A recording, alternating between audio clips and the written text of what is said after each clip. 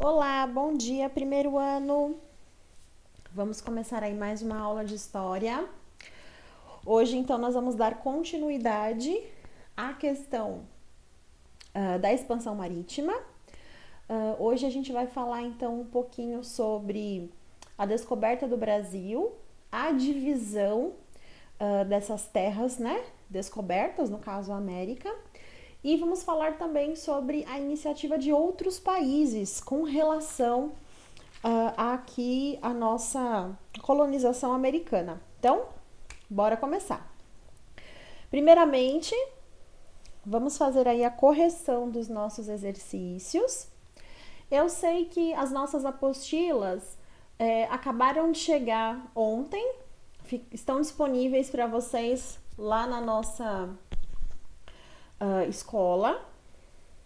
Se não me engano, a nossa coordenadora já passou, né, uma mensagem para os grupos, mas mesmo assim, na nossa correção hoje, eu vou utilizar os prints dos exercícios, caso alguns dos alunos não tenham conseguido ir até a escola fazer essa retirada. Então, vamos começar aí com a correção do exercício 14. Vamos lá. O exercício 14, então, tem ali um texto base para a gente ler, nós vamos ler juntos. Depois a gente vai ver o que essa questão quer de nós. Então, bora lá. Os mitos e o imaginário fantástico medieval não foram subitamente subtraídos da mentalidade coletiva europeia durante o século XVI. Conforme Laura de Mello e Souza, parece lícito considerar que, conhecido o Índico e desmistificado o seu universo fantástico, o Atlântico passará a ocupar papel análogo no imaginário do europeu quatrocentista. Texto de José Carlos Vilardaga, Lastros de Viagem, Expectativas, Projeções e Descobertas Portuguesas no Índico. Bom, esse texto aqui então está falando da substituição, né, que foi feita entre o Oceano Índico, já conhecido e já desmistificado pelos europeus, e agora quem vai ocupar o lugar que antes era do Oceano Índico vai ser o Oceano Atlântico. E aí vem a pergunta: o imaginário que povoou as crenças dos viajantes no contexto da expansão marítima europeia pressupunha a... Então vamos lá. O que estava dentro do imaginário desses europeus? O que eles fantasiavam, o que eles imaginavam que poderiam achar, né, nesse oceano? Então vamos lá. Letra A. Presença de perigos mortais advindos de forças sobrenaturais e, no então, denominado Mar Sangrento ou Vermelho, em função do número de tragédias que ocorriam durante sua travessia. Pessoal, na letra A, será que aí eles atravessavam o Mar Vermelho? Né? Será que é esse o mar que era objetivado aí por eles? Vamos continuar. Acho que não, hein? Bom, o que povoava e a crença dos europeus era, letra B, a certeza de que o chamado Mar-Oceano se conectava ao Pacífico por meio de uma passagem que posteriormente seria nomeada como Estreito de Gibraltar. Pessoal, essa letra B não está falando sobre qual era o imaginário da época, né? Então vamos para a letra C. O imaginário ali dos viajantes durante a expansão marítima pressupunha a existência de monstros marinhos, ondas gigantescas e outros tipos de ameaça no chamado Mar Tenebroso, como era conhecido o Atlântico. Essa aqui tá mais condizente, né, pessoal? Mas mesmo assim, vamos ler aí até o final. Letra D. O imaginário pressupunha a dúvida em relação à possibilidade de circunnavegação da Terra, pois a primeira volta completa ao mundo só ocorreu no final do século XVI, quando Colombo prosseguiu em sua busca de uma rota para as Índias. Não, a imaginação com relação ao Oceano Índico, que depois foi substituído pelo Atlântico, não era essa, né? Então a letra D podemos descartar. Letra E. O imaginário pressupunha a necessidade de que em toda expedição houvesse um padre e um grande crucifixo, artifícios que impediriam qualquer ameaça durante a travessia, inclusive epidemias como o escoburto, causadas pela falta de higiene. Pessoal, na letra E, a gente já sabe que não havia essa questão de ter um padre e um grande crucifixo para impedir as travessias, né, no oceano. E uma outra questão que está errada aqui, já está dentro da bagagem que vocês trazem do ensino fundamental, que o escorbuto é uma doença causada não pela falta de higiene, mas sim pela falta de vitamina C na dieta dos marujos. Então a gente já pode descartar a letra E também. No caso aqui sobrou, por eliminação, mas também óbvio, pelo conhecimento de vocês, a letra C. Vamos voltar aqui para ver, ó. Letra C. A existência de monstros marinhos, ondas gigantescas e outros tipos de ameaça no chamado Mar Tenebroso. Também é uma referência aos conteúdos estudados por vocês lá no 6º, 7º ano. Tranquilo? Questão, então, 22. A questão 22, pessoal, ela é dissertativa e ela pede para você o seguinte: após a leitura desse texto, na verdade desse poema, né, chamado O Infante, poema de Fernando Pessoa, ele pede para que você identifique 4 características que marcam a expansão marítima portuguesa. Então, esse texto te fazia lembrar de 4 características. E para dar exemplos dessas 4 características, vocês tinham que copiar versos do poema que pudessem servir de embasamento para essa lembrança, né, sobre as 4 características. Então, vamos ler aqui o poema e aí logo em seguida a gente faz a resolução dessa questão juntos. Então, bora lá. Deus quer, o homem sonha, a obra nasce. Deus quis que a terra fosse toda uma, que o mar unisse, já não separasse. Sagrou-te a foste, desvendando a espuma. E a orla branca foi de ilha em continente, clareou correndo até o fim do mundo, e viu-se a terra inteira de repente, surgir redonda do azul profundo. Quem te sagrou, criou-te português, do mar é nós em ti nos deu sinal. Cumpriu-se o mar e o império se desfez. Senhor, falta cumprir-se Portugal. Desse texto, pessoal, a gente pode sim identificar 4 características, tá? E eu vou colocar essas características aqui para vocês, já com a cópia do verso, né? Para quem não lembra, verso é a linha, tá? O conjunto de versos, no caso aqui nós temos conjuntos de 4 versos, são as estrofes, né? Então vamos lá. Alusão à expansão marítimo-comercial europeia do século XV e XVI. Ou seja, uma lembrança, né? Faz uma alusão, faz uma referência. Deus quis que o mar unisse, já não separasse. Porque conhecer o mar, pessoal, vai fazer com que haja essa união. Lembra? É a ideia de globalização. Alusão às dúvidas sobre a esfericidade terrestre, comprovada pelas grandes navegações. Ou seja, é uma referência ao fato da Terra realmente ser redonda, né, que vai ser comprovada pelas grandes navegações. E viu-se a terra inteira de repente surgir redonda do azul profundo.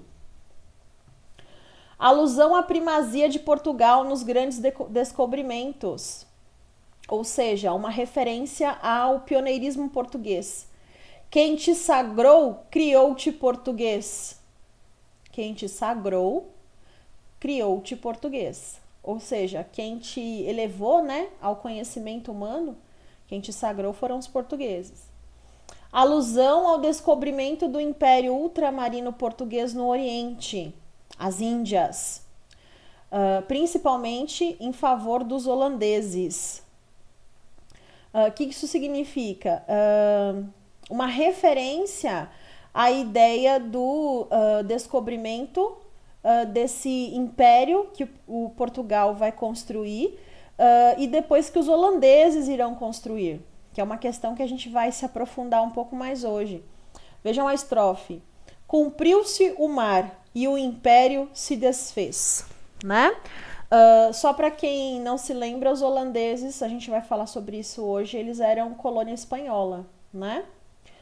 E a última, alusão à crença sebastianista no restabelecimento do perdido poderio português. Para quem não lembra, tem um rei, né, o Sebastião, que vai tentar fazer esse restabelecimento do poder que Portugal tinha logo no início das grandes navegações, né? E aí a estrofe correspondente, né, o verso correspondente seria: Senhor, falta cumprir-se Portugal. Tranquilo? Tem várias outras questões que vocês também podem elencar, tá? Essa aqui foi só algumas delas. Só lembrar que, como é uma interpretação de texto, essas respostas que eu pus aqui, vocês podem ver que há 5 delas e não 4, são apenas aqui algumas sugestões, tá? Como é uma interpretação, basicamente a resposta é pessoal. Então, vocês não precisam de fato fazer a troca, né, da sua interpretação pela minha, tá? Desde que ela tenha aí a correspondência correta. Continuando então, meus amores, vamos para o nosso título de hoje. Expansão marítima, outros países.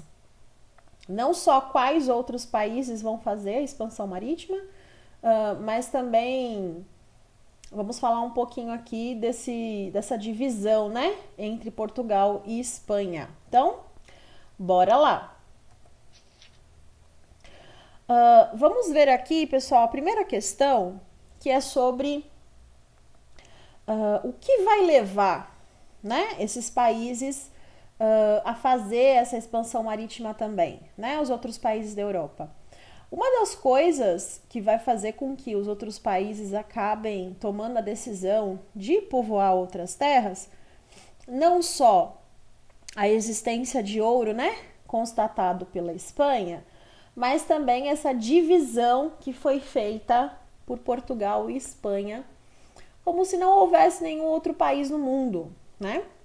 Então vamos lá. A primeira divisão, ela é feita pela Bula Intercoetera no ano de 1493. E ela estipulava, pessoal, uma linha imaginária a 100 léguas das ilhas de Cabo Verde, na África, que vocês devem se lembrar, elas estão mais ou menos por aqui, né? E essas 100 léguas passaria, então, essa linha imaginária de cima a baixo do mapa, que vocês estão vendo aqui, a Bula Intercoetera. É a primeira linha da esquerda para a direita, né? Onde todas as terras que estivessem da direita para a esquerda seriam de propriedade da Espanha. E a Espanha poderia fazer então a exploração. Vejam como não contempla nenhuma parte da América, do continente americano, para a exploração de Portugal, né? Essas terras ao leste da Bula Intercoetera, né? Da esquerda.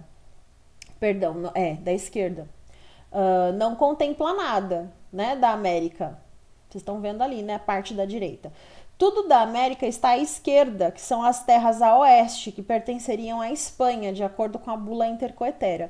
Então, o que acontece, pessoal? Portugal, como eu pus um asterisco ali, não vai aceitar esse tipo de acordo, tá?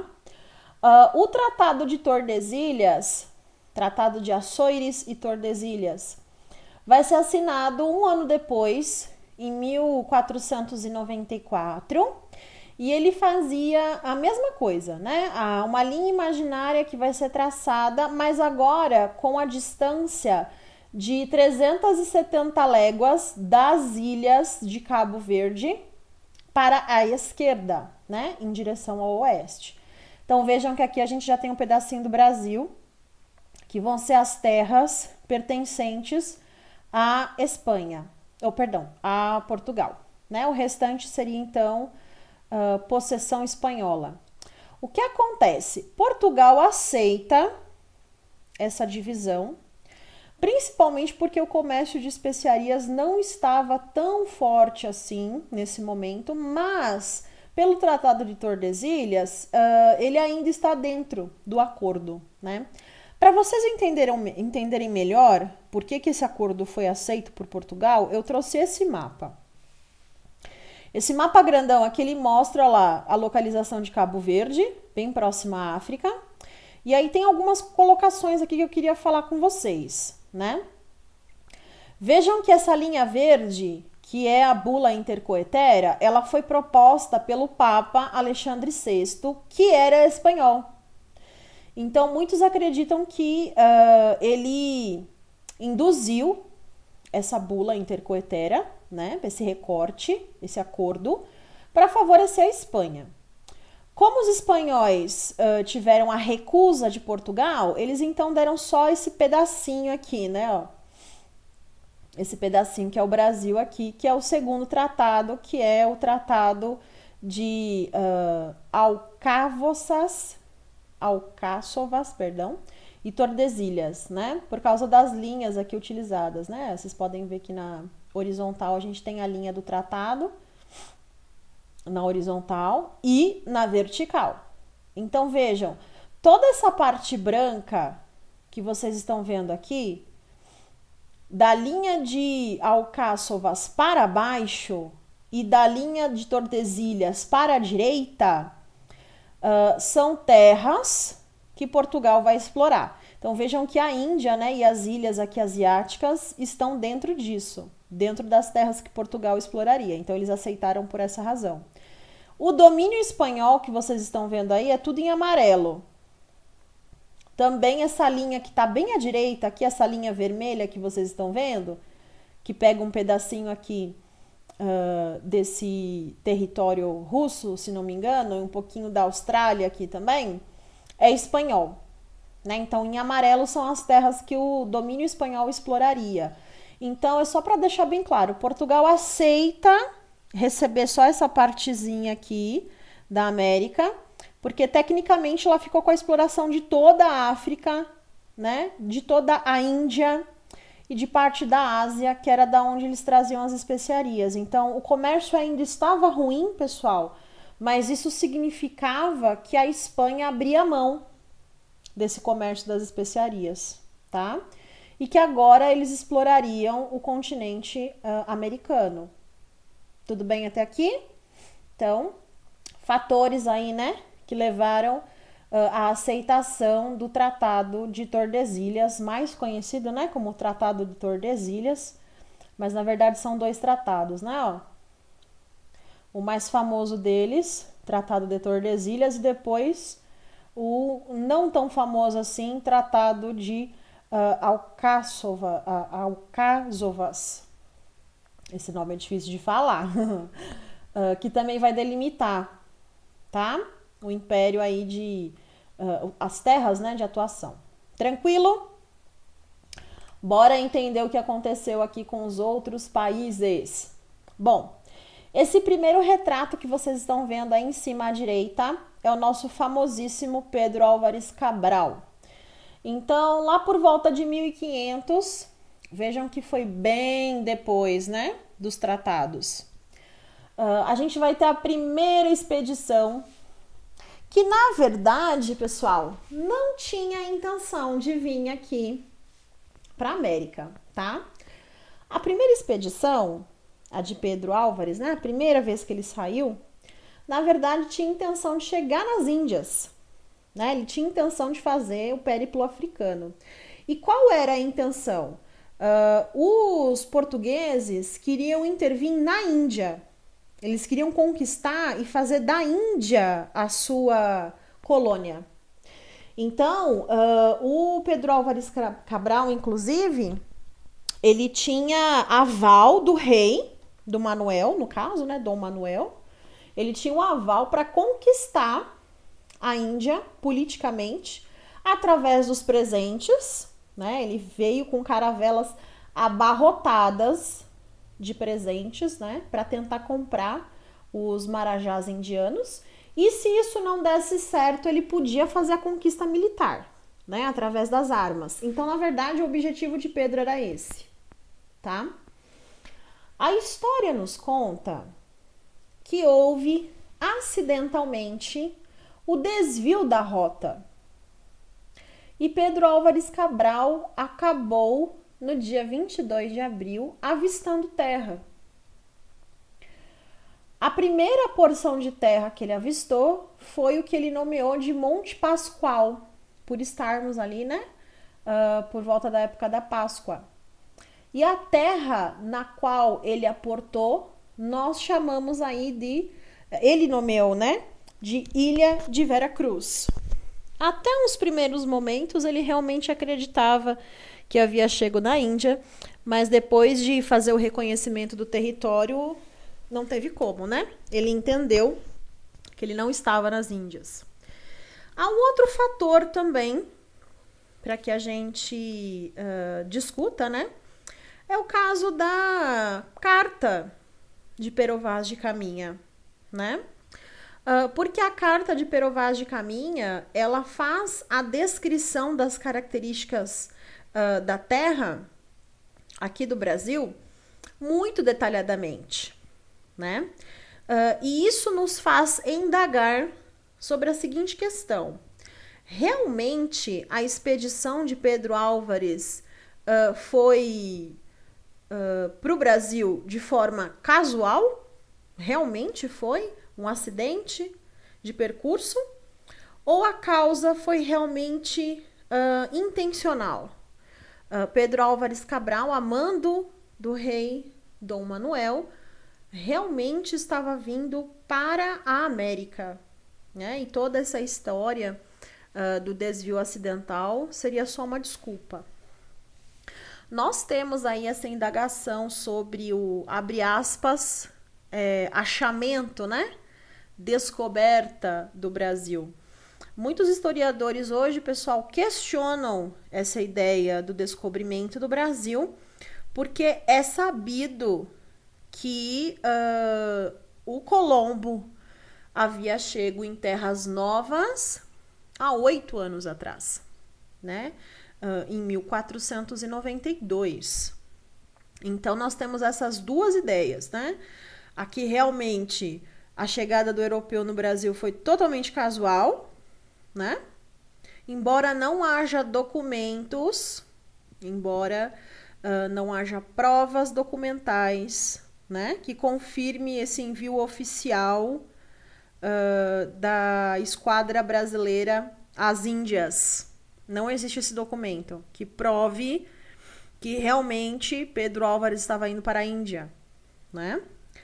E há essa hipótese também, que é a questão intencional, né? Que seria aí o fato de Portugal, assim como os demais reinos europeus, já estavam cientes aí da descoberta. E, na verdade, isso pode ser provado devido ao Tratado de Tordesilhas, né?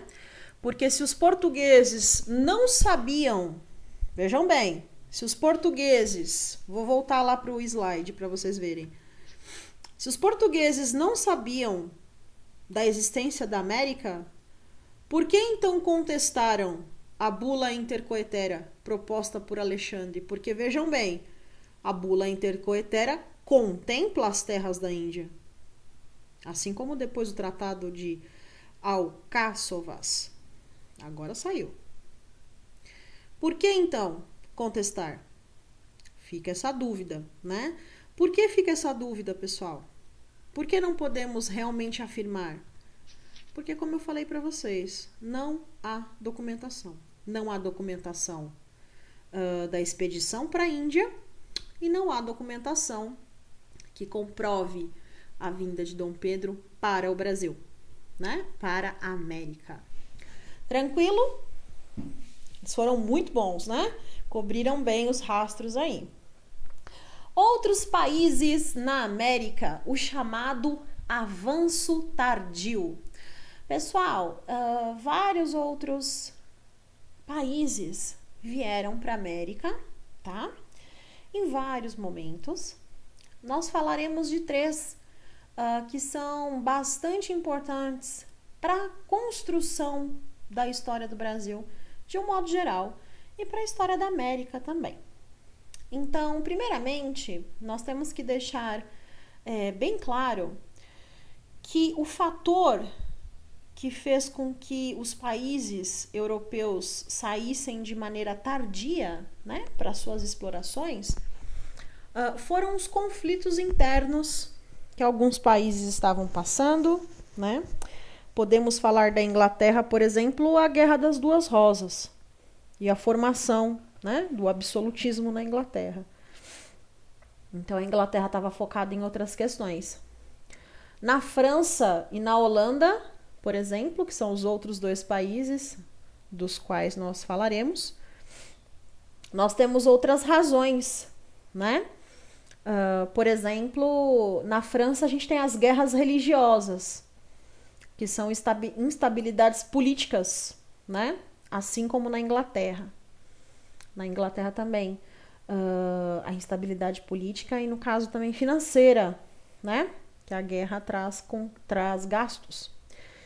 E a Holanda, pessoal, a Holanda até próximo do século XVI, meados ali do século XVI, finalzinho do século XV, início do século XVI, ela não era um país, né?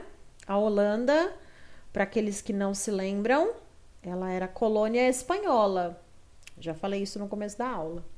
E ela vai conseguir a sua liberdade, falaremos disso, e aí sim vai começar a fazer as expansões.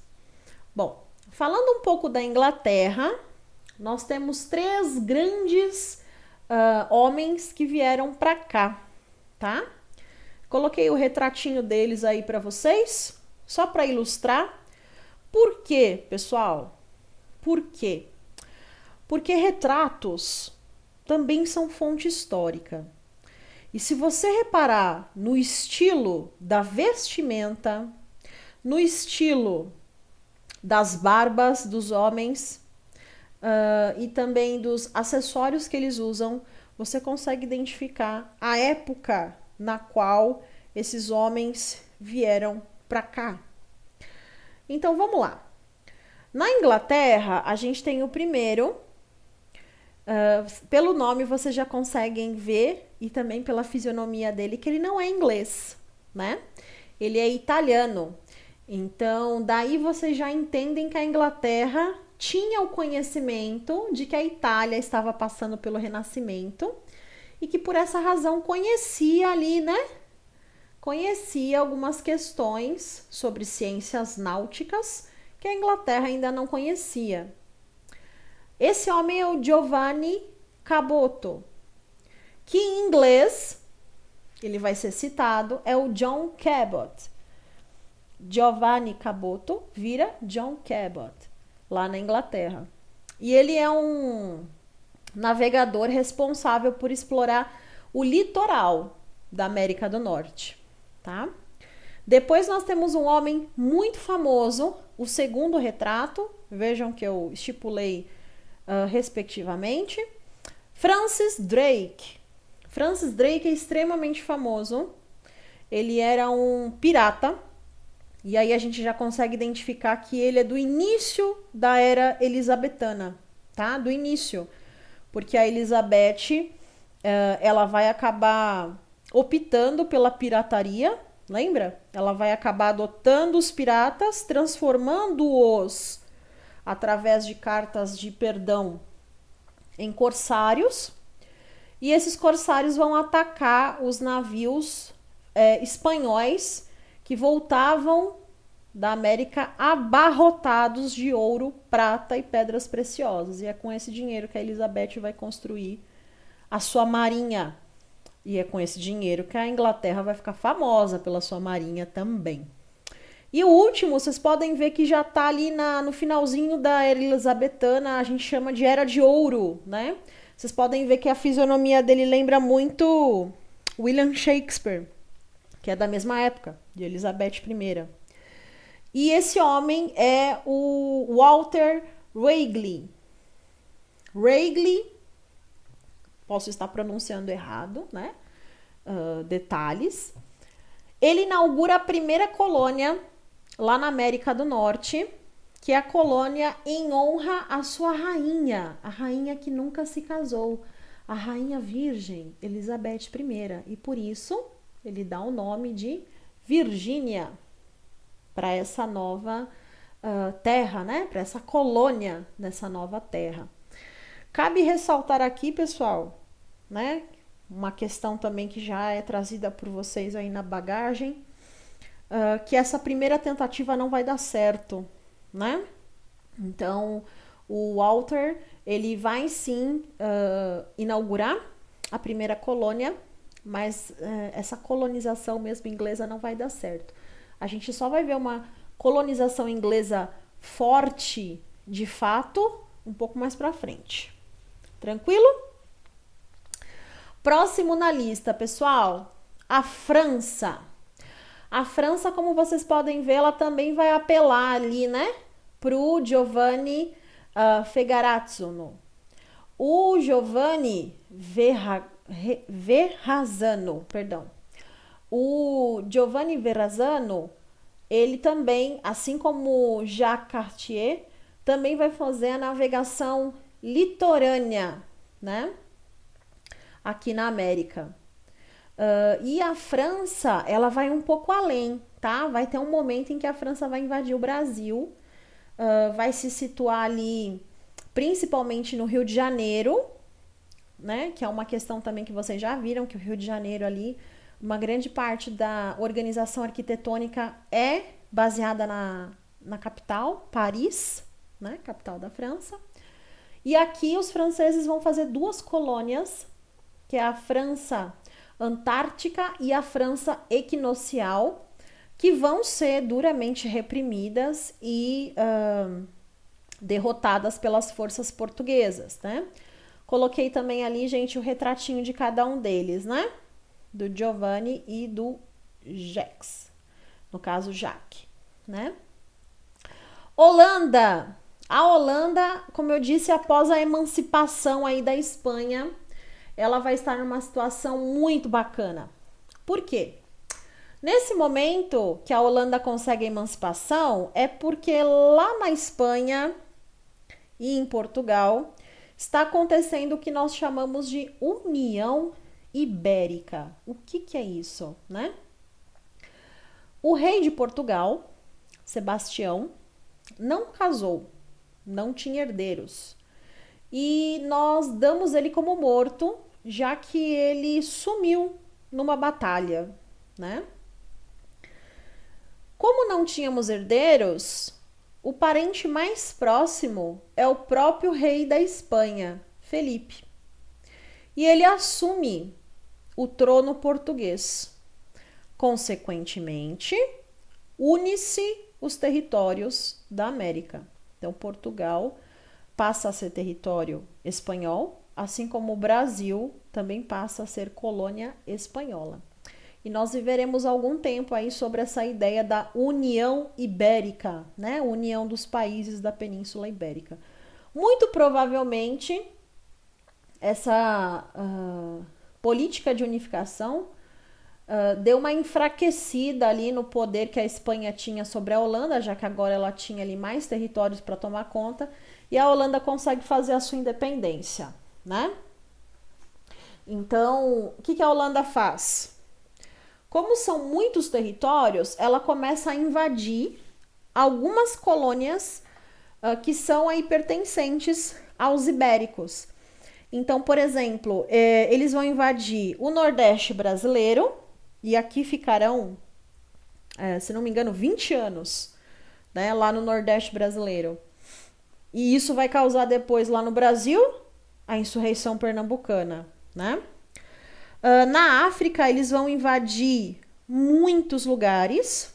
Lá na apostila vocês têm. Eles vão invadir o território no Oriente de Java, do Ceilão, da Malaca, vão invadir a Nova Guiné, né? Então eles vão pegar vários territórios que estavam mais distantes e que para os espanhóis e portugueses, no caso só espanhóis, né? Não valia a pena mandar tropas e navios para poder segurar a posse dessas terras. Vale lembrar que a Holanda fez isso por quê? Porque ela investiu muito na marinha, né? Ela vai, não à toa, criar 2 companhias marinhas extremamente importantes, que a gente pode até colocar, a apostila colocou e eu também, como as primeiras companhias multinacionais, porque elas praticamente tinham postos e entrepostos em vários cantos do mundo, que são nada mais nada menos que as companhias das Índias Orientais e a Companhia das Índias Orientais, né? As duas, o Ocidente e o Oriente. Tranquilo, pessoal? Até aqui tudo bem? Então agora a pergunta que não quer calar, né? Alguma dúvida? Se tiveram alguma dúvida, pessoal, não hesite em mandá-la pela Senec Digital, né? Vocês estão carecas aí de saber que existe lá uma maneira de você entrar em contato direto comigo. É só mandar mensagem lá que eu respondo assim que possível, mas sempre respondo. Não esqueçam que esse post aqui é um post de atividade e que agora os alunos que foram buscar a apostila e já têm posse dela, podem fazer os exercícios na apostila e tirar foto e anexar como a gente fazia antes, tá? Quem ainda não tem a apostila, continua fazendo no caderno. Tranquilo? Pessoal, vou dar um último recado, né? Os nossos projetos, tanto de história quanto de outras disciplinas que temos juntos, vão ser postados lá no na nossa plataforma. E aí, qualquer dúvida também, tá? Entre em contato comigo. Pessoal, eu espero que vocês tenham gostado da aula de hoje, que vocês tenham entendido e absorvido aí, né? Todos os detalhes. No mais, um bom final de semana para vocês. Nos encontramos então na segunda-feira. Um beijo e até mais.